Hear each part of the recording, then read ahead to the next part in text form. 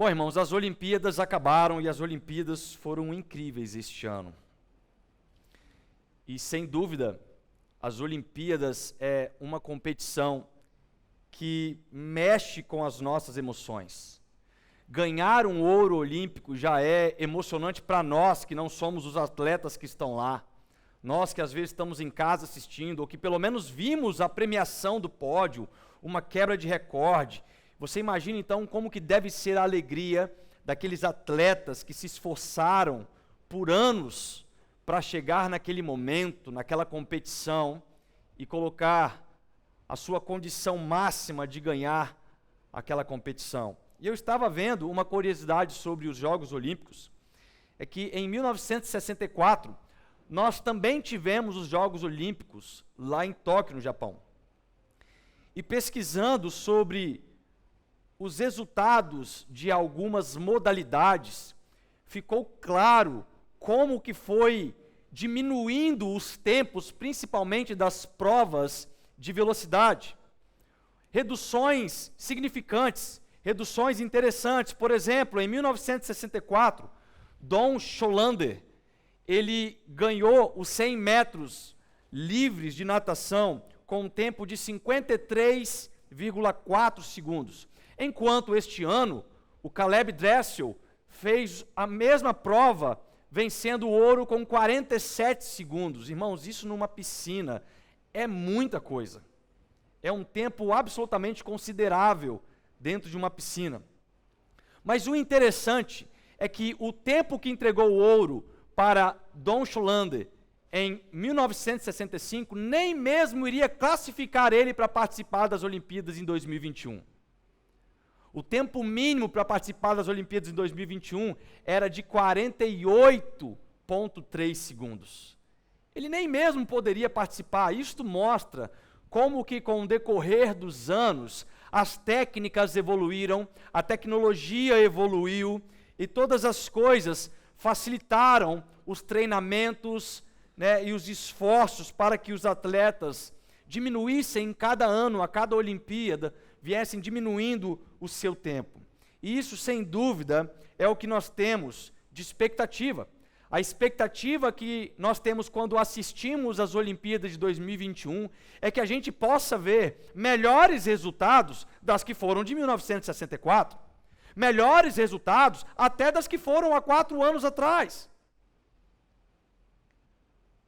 Agora, da mesma forma, nós também esperamos que a tecnologia de 2021 seja melhor do que 1964. Que os carros de 2021 sejam melhores do que de 1964. Que os telefones e os aparelhos de celular de 2021 sejam melhores. Aliás, nem tinha em 1964. Isso mostra a evolução da tecnologia, a evolução dos vestuários dos atletas, que facilitaram e aperfeiçoaram para que eles diminuíssem os tempos. Em 1964, tivemos atletas que fizeram as competições sem touca, com o cabelo batendo para um lado e para o outro, na natação, e isso para eles é um absurdo, porque aumenta a aderência na água. Atletas que competiam com roupas de banho, sungas, que pareciam aqueles coadores de café, sabe, avantajado, e atrapalhando o deslizar daqueles atletas na água. Hoje em dia, os atletas competem com roupas especiais para as provas. Roupas que possuem tecnologia de cartilagem, para que eles possam deslizar cada vez mais. Os atletas que não vão usar touca são geralmente carecas e cortam todos os pelos possíveis do braço, da perna, para que eles diminuam o impacto nas águas. E o interessante, quando eu estava pesquisando isso, é porque eu me lembrei que nós estamos chegando perto da celebração do aniversário da nossa igreja, que vai acontecer dia 1º, dia 2º e dia 3 de outubro. Nós vamos comemorar o aniversário de 29 anos da nossa igreja, dia 1º, 2 e 3 de outubro. Isso. E uma das minhas responsabilidades durante esses últimos meses está sendo de preparar o nosso corredor histórico, que vai ser aqui embaixo. Nós vamos ter uma exposição de quadros no nosso corredor que vai falar bastante da história da igreja, desde o tempo de Jesus até chegando nos batistas aqui no Brasil, no estado do Espírito Santo, e quando foi iniciado então os trabalhos da Batista Betel, nos nossos dias atuais. E por semanas, irmãos, eu tenho me dedicado a esta história para extrair e sintetizar a maior quantidade de informações possíveis para que a gente possa ter uma questão cronológica mais prática de ser entendido, resumir talvez 60 anos em 12, 15 quadros, que é uma tarefa difícil, demanda um estudo acirrado. Mas uma coisa importante aconteceu enquanto eu estava fazendo essas análises, é que juntamente com as Olimpíadas de Tóquio em 1964, em 1965 se fundava a Igreja Batista Betel em São Torquato. A mãe desta igreja, da onde tudo começou, e um dos pontos que me chamaram mais a atenção foi de ver o nosso saudoso e fundador, pastor Etevaldo Tristão, irmão do apóstolo Jorge, ele quem fundou o trabalho da Igreja Batista Betel em São Torquato, iniciando em 1965. E ao ler informações históricas e me lembrar das dificuldades da época de 1965, eu aprendi características extraordinárias que eu gostaria de compartilhar com vocês hoje. Aquilo que marcou meu coração durante esse momento de reflexão e estudo sobre esta época, e eu pude encontrar características incríveis em homens como o saudoso pastor Etevaldo Tristão. E isso me fez pensar sobre como que estas características fazem impacto para que nós possamos construir um legado na caminhada cristã. Quantos aqui querem construir uma história de vida cristã? Amém? Irmãos, você só constrói história quando você morre. Quando você morre que você vai perceber se você deixou uma história como legado ou não. É quando você morre que aquilo que você fez durante a sua vida começa a fazer sentido. Porque ela começa a influenciar as pessoas. Quer ver um exemplo? Jesus, ele morreu há 2000 anos atrás, e o legado dele é tão espetacular que até os dias de hoje, nós vivemos a história de Cristo como se fosse ontem. É algo tão impactante, é algo que transformou a nossa vida, é algo que trouxe uma mudança de mentalidade, que serve como um posicionamento para nós. E depois de Jesus, nós temos diversos homens, diversas mulheres, que também, durante a sua vida, construíram um legado, construíram uma história, para que depois que eles morressem, aquela história não fosse esquecida, mas ao contrário disso, pudesse ser lembrada, como nós vamos lembrar do pastor Etevaldo Tristão, neste corredor histórico, um homem que começou algo extraordinário. O homem que, por causa da sua determinação, do seu trabalho, do seu amor ao Evangelho, do seu amor a Jesus Cristo, ele começou a desenvolver um trabalho que até os dias de hoje está sendo frutífero. E é sério, irmãos, nós estamos no século 21. E nós temos infinitamente milhares de recursos tecnológicos a mais que não existiam neste tempo. Infinitamente situações melhores, nós temos melhores condições financeiras, nós temos melhores empregos, nós temos melhores estradas. Mas a pergunta que eu me fiz é: será que nós estamos deixando legados melhores do que aqueles que foram há 60 anos atrás?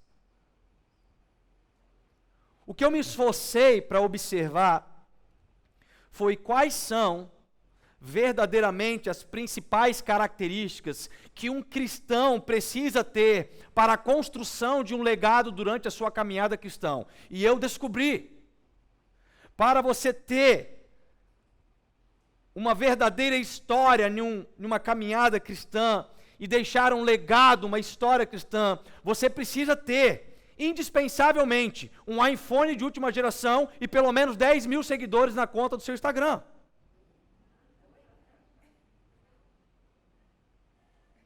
É claro que seria um absurdo pensar dessa forma.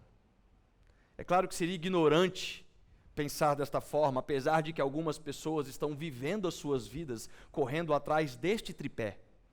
Estão vivendo a sua vida em busca de ter um melhor iPhone, um melhor celular e conseguir mais seguidores na sua rede social, ao invés de criar mais seguidores para se espelharem na sua vida do dia a dia. Até porque tecnologia não tem nenhuma ligação sequer com o legado.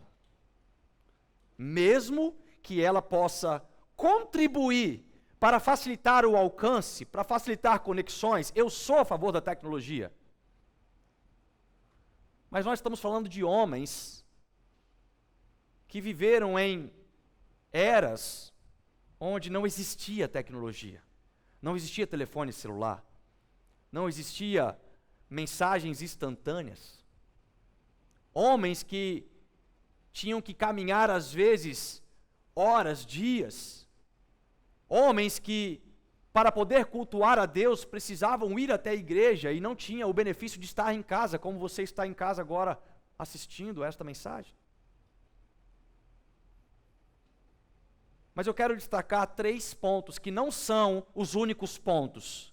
3 pontos que não são talvez os mais importantes, mas 3 pontos que eu quero compartilhar hoje, que eu vi em homens como o pastor Etevaldo Tristão.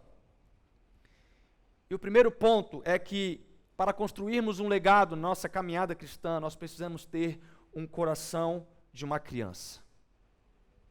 Mateus 18, versículo 3 ao 5, vai dizer: em verdade vos digo que se não vos converterdes e não vos tornardes como crianças, de modo algum entrareis no reino dos céus. Portanto, aquele que se humilhar como esta criança, esse é o maior no reino dos céus. E quem receber uma criança, tal como esta em meu nome, a mim me recebe. Ter o coração como de uma criança. Esta semana, as aulas da minha filha Luna voltaram. Glória a Deus. E, irmãos, eu acho lindo ver as criancinhas botando o uniformezinho da escolinha, da creche, e elas pegam as mochilinhas, sabe, todas animadas, passam maquiagem, a aluna fica lá toda preparada, é uma coisa linda de ver. E a gente vê aquele cotoquinho de gente indo para a escolinha, e a gente sabe que é importante para as nossas crianças irem para as escolas. É indispensável a educação na vida dos nossos filhos. Nós precisamos que os nossos filhos tenham educação, que eles aprendam a se socializar, que eles aprendam matemática, português, redação, artes, que eles aprendam sobre essas matérias. Tudo isso vai contribuir no desenvolvimento futuro dos nossos filhos. Mas aconteceu que essa semana, quando eu levei ela para a escola, quando chegou na hora de entrar, irmãos, ela não quis ficar na escola. Ela arrumou um desespero e ela falou: eu não quero ficar na escola. Ela queria no momento de ir, mas quando chegou na escola, ela não queria mais ficar na escola. E eu falei com ela: vai, minha filha. Ela: não, eu não quero ficar, papai, eu não quero ficar. E foi aquela loucura, todo mundo olhando para a gente, ela agarrava no meu pescoço e eu tentava puxar de um lado e foi uma coisa até engraçada. Mas a minha razão para insistir com que ela fosse é porque eu sei da importância daquilo para ela. Mas naquele momento, eu comecei a ter um sentimento diferente. O meu desejo era de pegar ela nos meus braços e levar ela para casa. O meu desejo é que ela não ficasse na escolinha, mas que ela pudesse ficar comigo, porque ela chorava nos meus ombros e dizia: papai, eu quero ficar com você. E ela estava ali em lágrimas. Um teatro incrível. Mas na linguagem dela eu pude perceber que ela falava através das lágrimas e talvez sem poder conceituar aquelas lágrimas, ela dizia algo como: papai, eu tenho segurança com você. Papai, eu tenho satisfação de estar com você. Eu não quero ficar na escolinha, pai, porque eu tenho alegria com você. Eu não quero ficar na escolinha, papai, porque é muito melhor ficar com você. E eu pude enxergar a veracidade do coração dela, o que era de fato ter o coração como de uma criança. Tudo que a aluna queria naquele momento era a minha presença. Tudo que ela queria era ficar abraçada comigo, tudo que ela queria era ficar do meu lado. Deixa eu te falar algo nesta noite. Deus, Ele não tem expectativa que você tenha a maturidade de uma criança.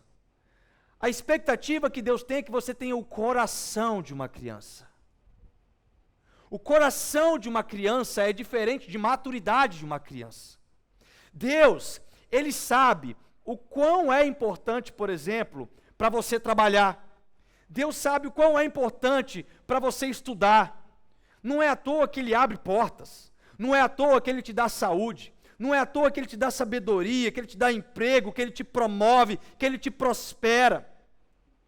Mas Ele não quer que o seu coração deixe de ser como o coração de uma criança.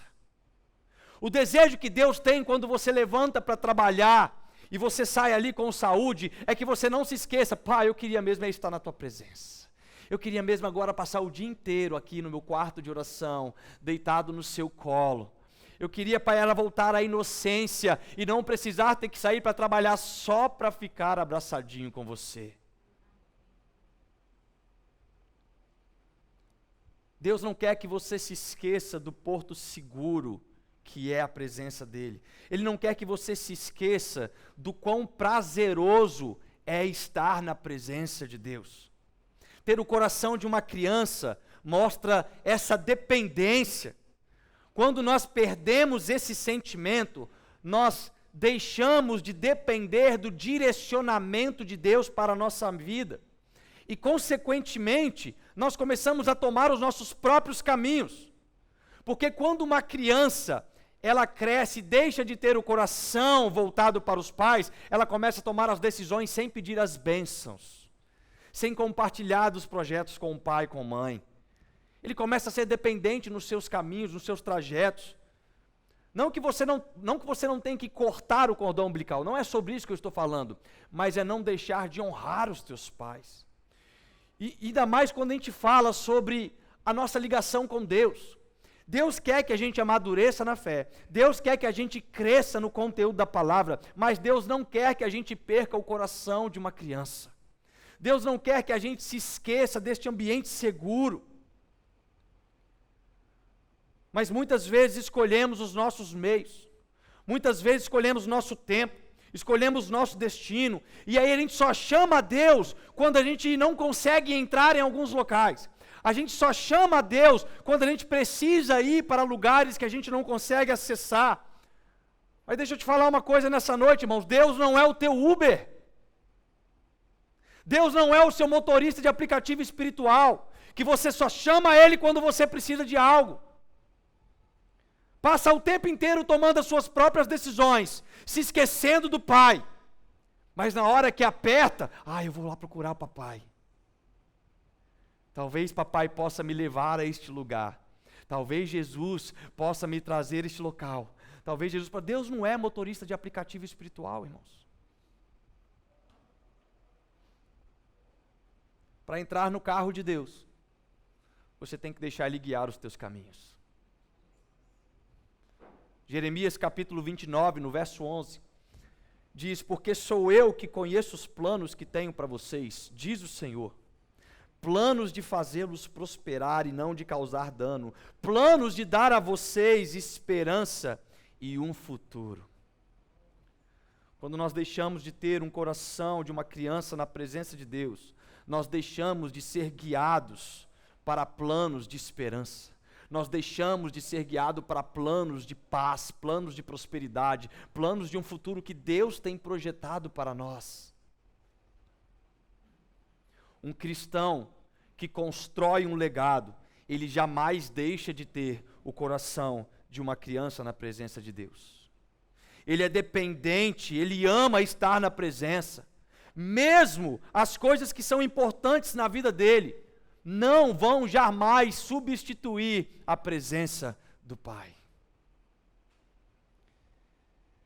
Na década de 60, irmãos, os nossos pais tinham características marcantes. Uma característica que eu vi na vida do pastor Etevaldo é que ele tinha um coração de uma criança. Ele era totalmente dependente do Espírito Santo. Não era sobre ter seguidores no Instagram por causa das fotos que você posta, mas era para alistar seguidores para Cristo por causa do testemunho que ele dava. As pessoas enxergavam Jesus e por isso seguiam a Jesus. As pessoas enxergavam Jesus na vida de pastor Etevaldo e por isso que curtiam aquilo que ele fazia, seguiam aquilo que ele fazia, se reuniam para ouvir aquilo que ele proclamava, porque ele não deixava de ter o coração de uma criança. Mas a pergunta é se ele tinha um coração de uma criança naquele tempo, como que nós não vamos ter um coração de uma criança melhor nos dias de hoje? Uma criança, ela não mede esforços para viver um momento de uma alegria. Uma outra coisa interessante que aconteceu comigo esta semana, eu levei a Luna para visitar a bisavó dela, minha avó.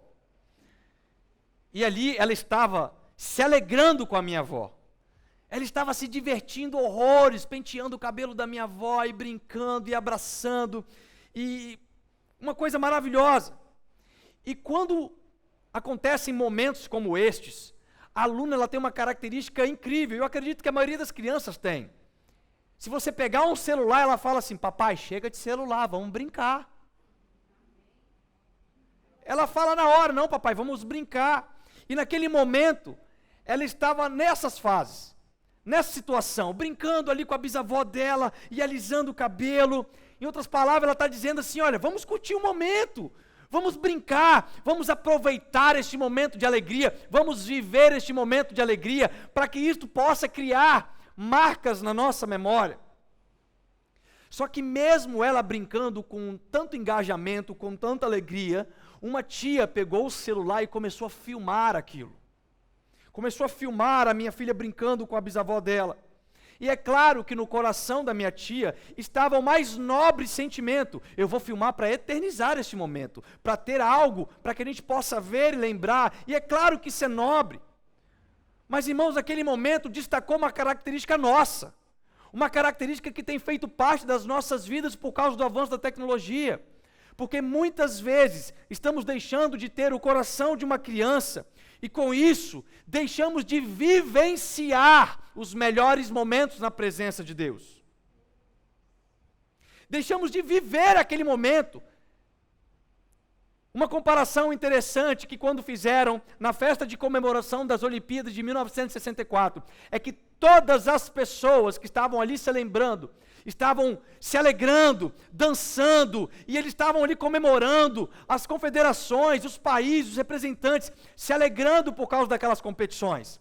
E aí fizeram um comparativo com o encerramento das Olimpíadas desse ano. Irmãos, os atletas estavam com celulares nas mãos.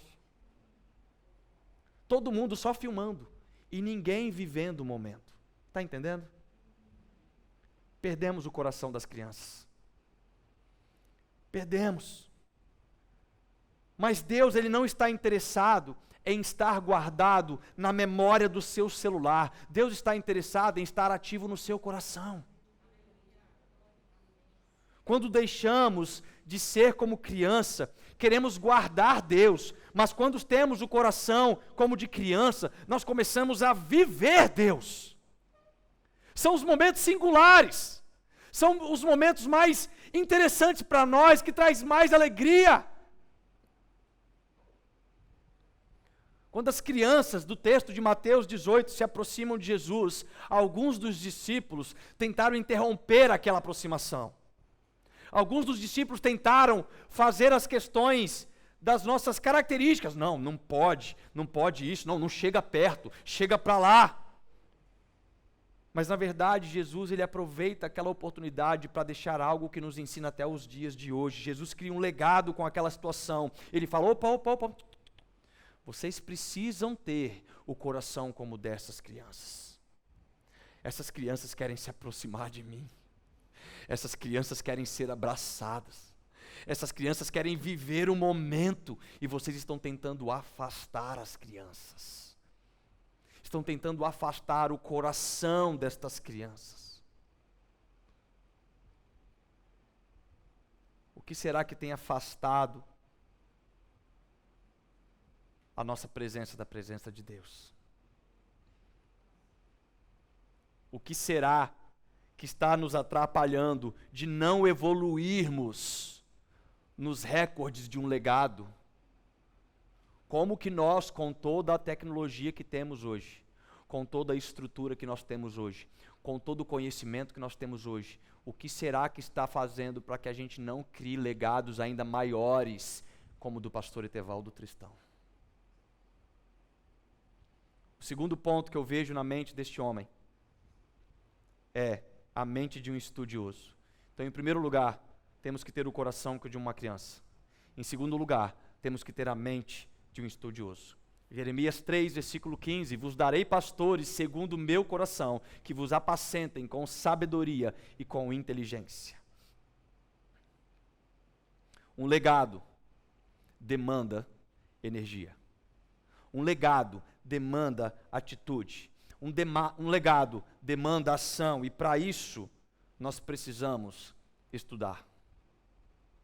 Se você está achando que Deus não está interessado na sua inteligência, muito menos Ele está interessado na sua ignorância.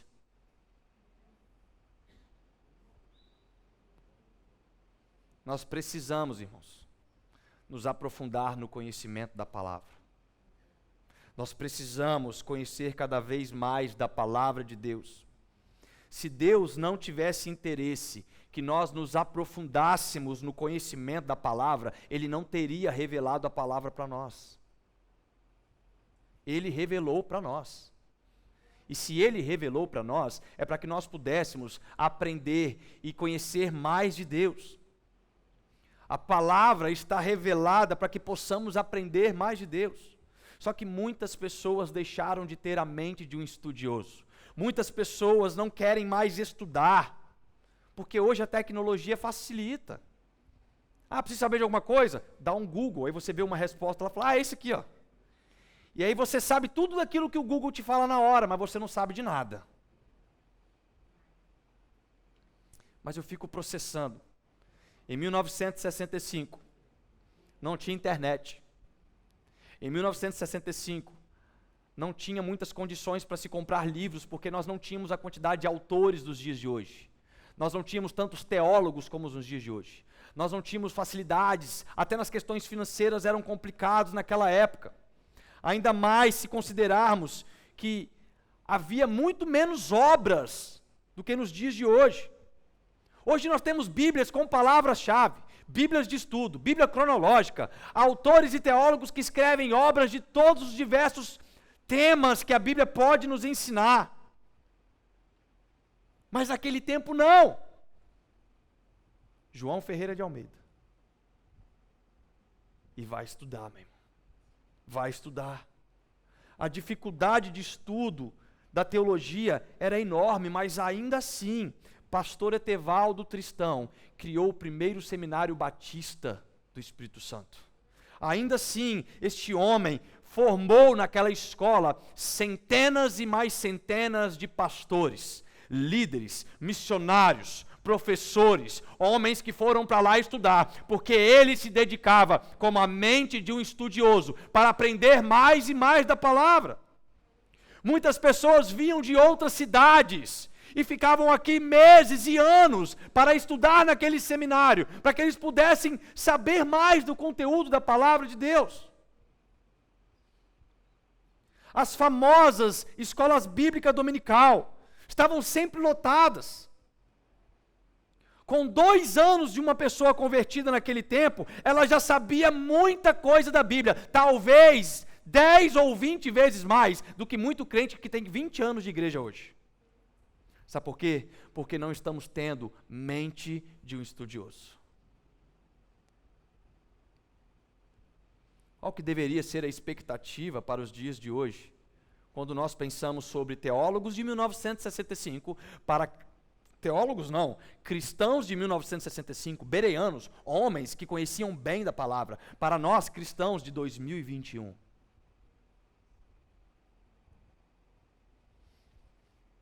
Nós temos internet, nós temos livros e mais livros traduzidos de todos os tipos de idioma, nós temos faculdades e mais faculdades de teologia, nós temos vídeos no YouTube excelentes, nós temos diversos caminhos para o desenvolvimento do ensino cristão, nós temos curso bíblico aqui na igreja. Agora pasmem, sabe quantas pessoas tinham no curso bíblico na igreja hoje? 3, né, Adriana? Você não veio hoje não? A Raquel, cadê a Raquel? Estava aqui. 3, né? Mas você sempre vem, por isso que eu te perguntei, não te vi aqui. Tinha muita gente, eu não consegui enxergar todo mundo aí. 3 pessoas no curso bíblico que nós temos aqui na igreja. 3 pessoas. Existem 3 pessoas que estão se dedicando para construir um legado. Existem 3 pessoas que estão desenvolvendo uma dessas características da mente estudiosa. Pastor, eu não posso vir um domingo, mas eu estudo em casa. Amém, irmãos. Então temos 4, temos 5, temos 6, a questão não é essa. Não é sobre só vir no curso bíblico. A questão é, nós precisamos nos demandar como a mente de um estudioso na palavra. Nós temos que parar de terceirizar o conhecimento de Jesus para o pastor. Porque senão a multiforme graça de Deus jamais vai ser manifestada. Irmãos, tem coisa que Deus vai falar para você que Ele não fala para mim. Tem coisas que Deus vai ministrar no seu coração, que vai edificar a igreja. Porque Paulo vai dizer em Efésios que é a igreja que edifica a igreja, não é o pastor, é a igreja. Não há mais tempo de ficar terceirizando os ensinos para o pastor, para o Rony, para os demais irmãos que ensinam nesta igreja. É tempo de desenvolvermos a mente de um estudioso da palavra de Deus. Eu fico imaginando os irmãos convertidos naquele tempo. Eles deviam ficar aflitos para chegar logo à escola bíblica, para que eles pudessem tirar dúvidas, porque eles estavam em casa lendo a palavra de Deus e aí a gente chega hoje, a gente vai conversar com um crente, 10 anos de igreja, e acha que foi Abraão que abriu o Mar Vermelho. 10 anos de igreja, não sabe nada sobre fé, 10 anos de igreja. Perdemos a mente de um estudioso. Para construirmos o legado, nós precisamos ter o coração de uma criança, mas não podemos deixar também de ter a mente de um estudioso. Quem constrói um legado não terceiriza o aprendizado da palavra de Deus. Olha o que diz em João capítulo 17, verso 3. E esta é a vida eterna, que conheçam a ti, o único e verdadeiro Deus. Romanos 11, 33. Profunda as riquezas, o saber e o conhecer de Deus. A vida eterna é conhecer a Jesus. Então, se você não está tendo a mente de um estudioso, você está deixando de conhecer a vida eterna. Se você não está tendo a mente de um estudioso, você não está se aprofundando em algo que é sem medida, em algo que não tem limites. Profunda as riquezas, o saber e o conhecer de Deus. Conhecer a Deus, irmãos, nunca foi uma opção para um cristão. Conhecer a Deus é uma necessidade de vida para o cristão. Não é uma opção. Se der tempo eu vou ler a Bíblia. Se der tempo eu vou lá fazer o curso bíblico. Se der tempo eu vou fazer tal coisa. Se não der, não deu. Outra hora aparece um feed aqui no meu Instagram de 60 segundos de um pastor pregando um trechinho de 30 segundos. Pronto, me alimentei, conheço de Deus. E eu gosto de pensar na perspectiva das línguas, por exemplo. Quando você começa a aprender uma língua, você insiste por anos para conseguir mais e mais fluência naquele idioma. Você começa a estudar, você começa a se demandar em tempo, você começa a fazer prática daquilo, para que você se aperfeiçoe. Você vai tomando atitudes. Você quer aprender inglês? Você vai parar de ver filme dublado, irmãos. Pelo amor de Deus, para de ver filme dublado. Está repreendido o filme dublado na vida desses crentes. Aí você começa a melhorar a sua escuta. Aí você começa a fazer sentido em algumas poucas palavras que você estava estudando, e aí passa ano, passa 2 anos, passam 5 anos, você começa a ter um pouco de mais fluência. E quando eu penso nessa perspectiva das línguas, eu gosto de fazer uma mesma aplicação sobre a fé, sabe por quê? Porque a fé é uma linguagem. A fé é uma linguagem. E por ser uma linguagem, nós temos que fazer uma pergunta: o quão fluente eu sou nesta língua? O quanto eu sei falar a língua da fé? O quanto eu conheço desta linguagem? Se eu não me dedicar com a mente de um estudioso, eu jamais me tornarei fluente na linguagem da fé. E nós não podemos ser menos influentes, nós não podemos ser menos fluente, na linguagem da fé. Nós temos muito mais recursos do que 60 anos atrás, irmãos, nós temos mais ferramentas. Então nós precisamos parar de dar desculpas e desenvolver a mente de um estudioso, amém? Já não tem mais tempo para dar desculpa. As suas desculpas não fazem mais sentido. Talvez há 30 anos atrás você podia falar assim: é porque eu não tenho computador em casa. 20 anos atrás, não, porque a minha internet é lerda demais. Irmão, não tem desculpa mais, não tem. Não tem, irmãos. Não tem nem palavras para falar. Nós precisamos desenvolver a mente de um estudioso. 2 Timóteo capítulo 3, verso 16 e 17. Toda a Escritura é inspirada e útil para o ensino, para a repreensão, para a correção e para a instrução na justiça, para que o homem de Deus seja apto e plenamente preparado para toda boa obra. Então, se você não está conhecendo toda a Escritura é uma ferramenta de instrução. Toda a Bíblia, não é só Salmos, não é só Provérbios. É a Bíblia toda, irmãos. Deus está falando de Gênesis a Apocalipse.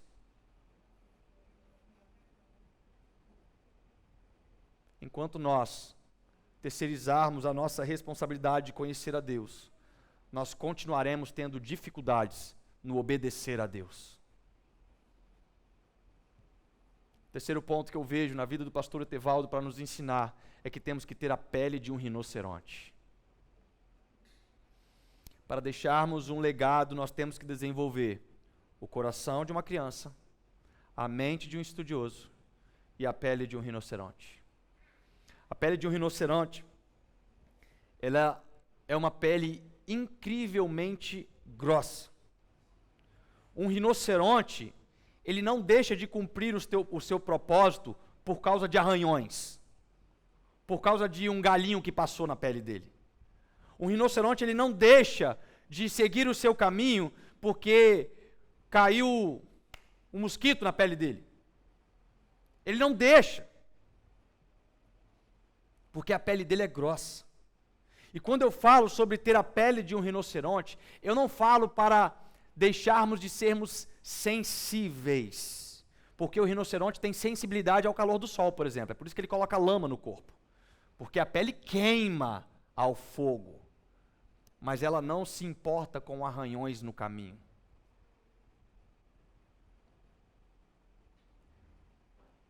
E tem muitas pessoas que deixaram de ser sensíveis ao fogo consumidor e se tornaram sensíveis aos arranhões do caminho. Pessoas que pararam por causa de arranhões. Em 1965, o pastor Etevaldo, ele tinha a pele de um rinoceronte, irmãos. E essas características fazem com que hoje ele possa ser também lembrado no legado que ele deixou. Mas talvez nem tudo que evolui em tecnologia traz benefícios.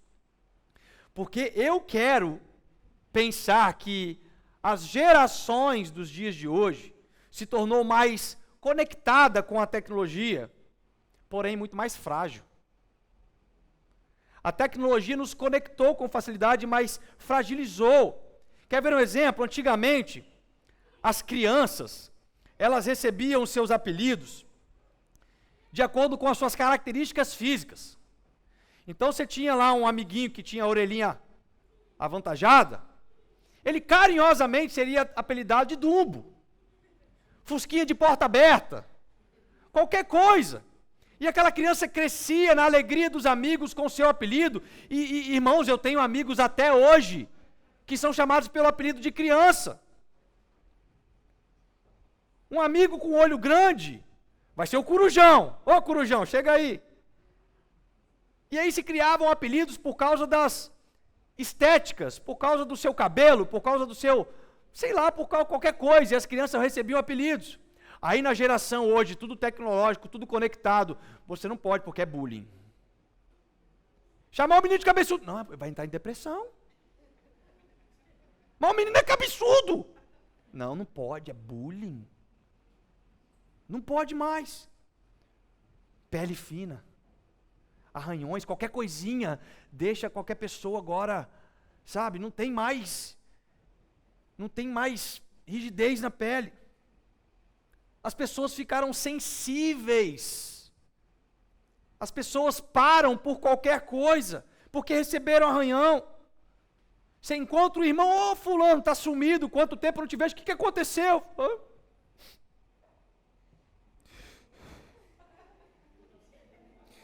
3 meses que eu estava na igreja, o pastor não me visitou. O que aconteceu, irmão? Fulano não me deu oportunidade para cantar. Não é um absurdo, irmãos. Mas eu acho que eu sei um dos motivos que tem gerado essa fragilidade no povo do dia de hoje. Antigamente tinha uma ferramenta, irmãos, para nos fazer ter pele resistente. Quem lembra do mertiolate? Você que nasceu na década de 70, 90 aí para baixo, você lembra disso aí, né? Você lembra.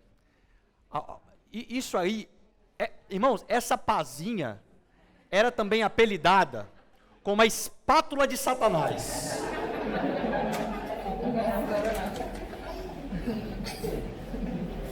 Eu já curei um machucado só de ver esse remédio. Era fé. A gente tinha fé. Quando via mertiolate, já sarei. Não passa mais, pelo amor de Deus. Já estou sarado, já acabou o machucado, acabou tudo. E a gente tinha pele grossa. Quem aguentou o mertiolate, irmão, não fica ferido por qualquer coisa, não. E aí chega nos dias de hoje. Fulano bate no pé da quina. Machucou, irmão, não vou tomar banho mais não. Tá ardendo. Virou fragilidade. As pessoas perderam, não tem mais pele de rinoceronte. Vem para a igreja, se arranha de alguma forma e fala, não vou mais congregar não. Não vou mais na igreja não. Por causa disso, aí você vai ver tudo bobeirinha. Tudo arranhãozinho do percurso. Eu sei que mesmo talvez sendo uma comparação até grosseira, nós vemos hoje pessoas que não podem ter um arranhãozinho porque elas param tudo. Você tem que andar em ovos para cuidar dos membros da igreja. Ô irmão, quer vir fazer um gabinete? Não. O ar-condicionado, eu deixo na temperatura que você quer, irmão. Você não falar mal depois e sair da igreja porque o ar-condicionado da sala do pastor estava frio demais. Pastor não me serviu café quando eu fui no gabinete. E nem vou, você bota açúcar. Nem merece. Mas em 1984, teve uma história incrível nas Olimpíadas, da maratonista Gabriela Anderson. Quem lembra dessa mulher? Gabriela Anderson, irmãos, ela ficou conhecida por ser a sua primeira Olimpíada, na verdade foi a primeira Olimpíada que teve a prova feminina da maratona. E Gabriela, ela chegou em 37º lugar, 20 minutos depois do primeiro colocado. Mas sabe o que é mais marcante? Ninguém se lembra do primeiro colocado. Ninguém lembra de quem é o primeiro colocado, mas todo mundo lembra de Gabriela. Esta mulher deixou um legado. Esta mulher cumpriu a prova de uma forma incrível. O mundo inteiro se inspira de alguma forma nas questões do esporte, na vida de Gabriela Anderson. Ela chega cambaleando ali na última volta, lutando contra os seus músculos, com as câimbras, todos eles atrofiados. Eu imagino que durante a prova, ela viu vários dos seus oponentes passando ela. Durante a prova, ela começou a ter dores musculares, que eram arranhões para a caminhada dela. Durante a prova, ela pode ter recebido um bullying. Falou, tá por trás, hein? Tá em último lugar, hein? Ih, não vai aguentar. Mas Gabriela Anderson, ela desenvolveu a pele de um rinoceronte. Ela não desistiu. Os arranhões não fizeram com que ela parasse. Mas os arranhões motivaram, porque ela tinha pele de rinoceronte e fizeram com que ela pudesse completar um propósito. Existiram maratonistas que fizeram a prova da maratona, são mais de 40 quilômetros. Homens que fizeram a prova sem tênis, porque não tinha tênis dos seus patrocinadores. Existe um homem, acredito que é da Nigéria, esqueci qual país que ele é, mas ele completou a prova, teve que entrar de última hora na competição, porque o atleta do país dele torceu o tornozelo na semana da competição. E ele viajou e não tinha tênis para ele. E ele correu mais de 40 quilômetros descalço, chegou em primeiro lugar e bateu o recorde olímpico. Mas se fosse nos dias de hoje, não vou correr não. Não tem tênis do meu patrocinador. Nike. Não. Eu quero ter um tênis. Eu quero isso, eu quero aquilo, eu quero assim, eu quero assado. Não vai postar a foto, não vai marcar, não. Não corro mais a Olimpíada que vem. Nós precisamos desenvolver uma pele de rinoceronte. Nós temos que parar de desistir por causa das dificuldades e começar a perseverar por causa de um legado. Qual é o legado que nós estamos criando?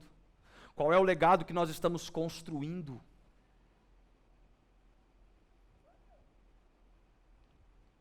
E a gente está acostumado, irmãos. Sabe o que virou? Virou comum. O crente fala, não vou na igreja não. O vento sul virou, irmão. Não vou na igreja hoje não, hoje tem uma notícia interessante no Fantástico. Vou para a igreja não. Tem um monte de gente que está em casa assistindo agora aqui que está precisando de pele de rinoceronte. Que não quer mais vir para a igreja. Se acostumou. Porque lá na igreja o som é um pouquinho alto. Não acende a luz na hora da palavra. É assim, é assado. E aí as pessoas não estão desenvolvendo um legado. Como que nós não vamos construir algo mais representativo com todas as ferramentas que nós temos do que aquilo que foi feito pelos nossos antepassados? Como? Como, irmãos? Volto a dizer, eu estou separando aqui 3 características. Eu não vou nem falar na questão de espiritualidade, de oração. Isso aí a gente já sabe tudo isso. Eu estou falando de 3 características assim, simplórias. A gente não pode olhar para trás e deixar com que a gente esteja sendo apresentado num legado com menos história do que os nossos pais, do que os nossos avós.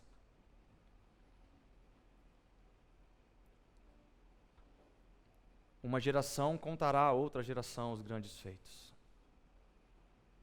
O que é que nós estamos falando para a próxima geração? O pastor Etevaldo fez um trabalho e disse algo para nós.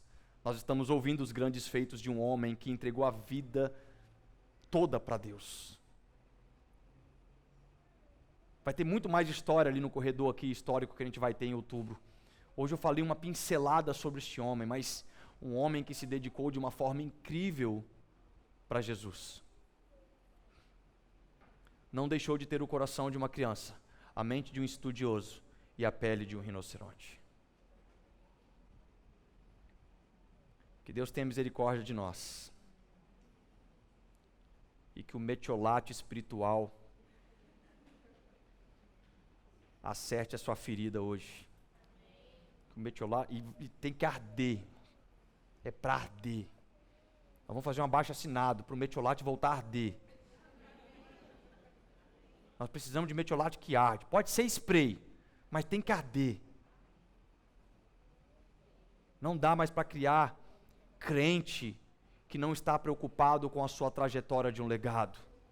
Não podemos mais ter cristãos que abandonaram o coração de uma criança. Não podemos ter mais cristãos que não querem se demandar mais em estudo. Não podemos ter mais cristãos que têm pele de sei lá de quê. Que Deus possa nos abençoar e nos direcionar a partir dessa palavra de hoje. Vamos ficar de pé.